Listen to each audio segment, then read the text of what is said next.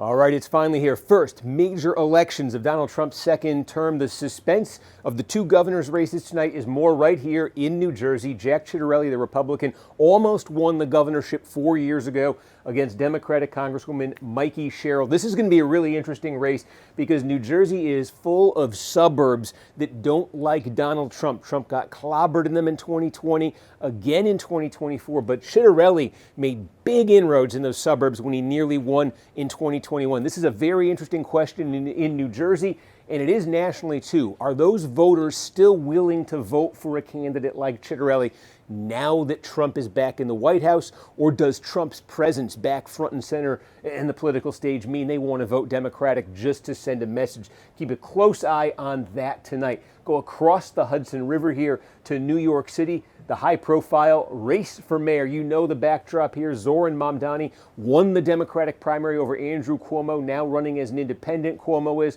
Curtis Sliwa, the Republican, split opposition to Mamdani has been the story here between Cuomo and Sliwa. Look, the polls have put Mamdani ahead. It would be a surprise if this thing is close tonight, but turnout looks extremely high. There may be some volatility here. We'll know right away in New York, though, because the way they do this, they release a ton of votes pretty much just after polls close at 9 o'clock. So if this is even going to be close or competitive tonight, we should know early at about 9 o'clock or a few minutes after 9 o'clock. And the final high-profile race of the night down in Virginia, the race for governor there. This would be an upset if Winsome Earl-Sears, the Republican lieutenant governor, were to win tonight. It would be a surprise if this were even close tonight. Abigail Spanberger, a former Democratic congresswoman, has consistently led in the polls by wide margins. But we will see, because that's the first one to report at 7. So again, we should know pretty quickly if anything funny's happening in Virginia.